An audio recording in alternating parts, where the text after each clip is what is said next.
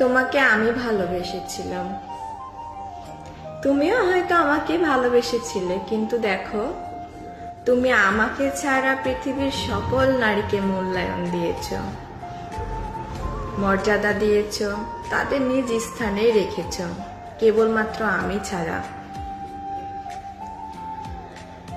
এটাকে আমি আফসোস বা দুঃখ এভাবে নিচ্ছি না, আমি নিজের ব্যর্থতা সহিতই নিচ্ছি, কারণ এটা তো আল্লাহ প্রদত্ত, তাই না? আমার সাথে তো তোমার আর রক্তের সম্পর্ক নাই, যা আছে সেটা আত্মার সম্পর্ক। এই যে তোমার আমার বিচ্ছেদ হয়ে গেলে বা আমি মারা গেলে এই আত্মার সম্পর্কটাও থাকবে না, কিন্তু যাদের সাথে তোমার রক্তের সম্পর্ক তাদের সাথে কখনো তোমার বিচ্ছেদ হবে না, তারা তোমাকে কখনো ছেড়ে যাবে না, তুমি সেটা খুব ভালো করেই জানো। তাই হয়তো আমার থেকে মূল্যায়নটা তাদেরকেই করো, তাদের জায়গাতে তাদেরকে রাখো, আমার জায়গাতে আমাকে রাখো। এই যেমন পর আসলেই তো আমি পরই, তাই না? কারণ আমাদের রক্তের সম্পর্ক কোনো নাই, আমরা ছোটবেলা থেকে একসাথে বড় হইনি, আমাদের কোনো স্মৃতি নাই। যেটা হয়েছিল সেটা আসলে ওই আবেগে বশীভূত হয়ে তুমি আমার প্রেমে পড়েছিলে, আমি তোমাকে প্রত্যাখ্যান করতে পারিনি, তাই হয়তো বা বিয়ের সম্পর্কতে গড়াইছে। কিন্তু এর মানে তো এই না, তাই না, যে ভালোবাসা ছিল বলেই আমাকেই মূল্য দিতে হবে, তা তো না।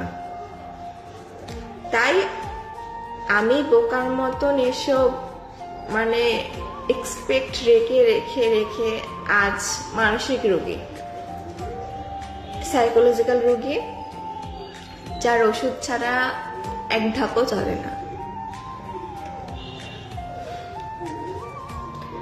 বোকার মতন যদি এক্সপেক্ট গুলা প্রথম থেকেই না রাখতাম, তাহলে হয়তো বা আজ তোমার মতন আমিও একজন শক্তিশালী মনের মানুষ হইতাম।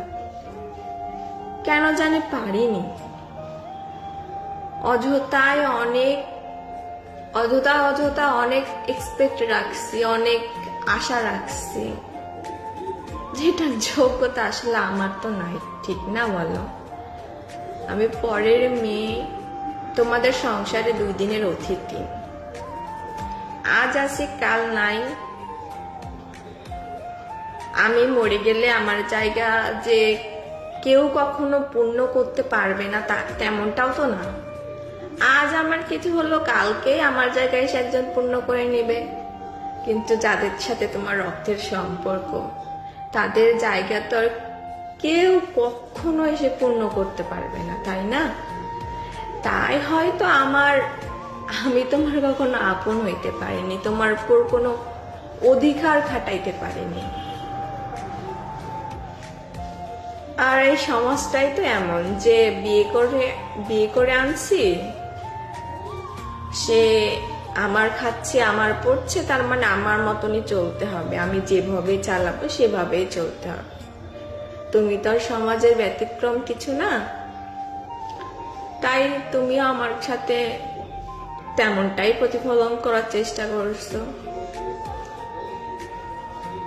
কিন্তু জানো, এখানে তো আমার কোনো দোষ ছিল না, তুমি চাইলেই আমাকে তোমার জীবন থেকে সরাই দিতে পারতে, তাহলে হয়তো বা আমিও একটা সুস্থ জীবন পাইতাম, তুমিও একটা সুস্থ জীবন পাইতা। একসাথে থাকার পর কেউই তো ভালো নাই, কেউ কোনো দিক দিয়েই ভালো নাই, না আমি আছি না তুমি আছো।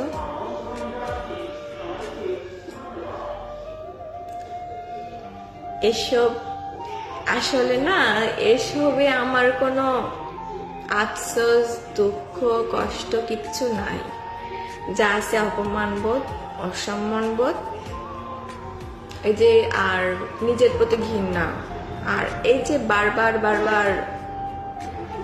হেরে যায়, যে ব্যর্থ হয়ে যায়, এই যে পরাজয়তায় ব্যর্থতা, এটার একটা মানসিক যন্ত্রণা, এছাড়া কিচ্ছু নেই। খুব শান্ত মস্তিষ্কে ঘুমিয়ে যেতে চাই। আমি সকল কিছু বলে যেতে চাই। আমি মনে করতে চাই না কিছু, আমার কাছে কারো মূল্য নেই, আমি পর। আল্লাহ হয়তোবা ভুল ঠিক বলছিল যে হইল পৃথিবীর সব থেকে দামি সম্পর্ক, মূল্যবান সম্পর্ক হলো স্বামী স্ত্রী। কিন্তু এই 2024 সালে এসে এই সমাজের মধ্যে এটা ভুল, এটা মিথ্যা।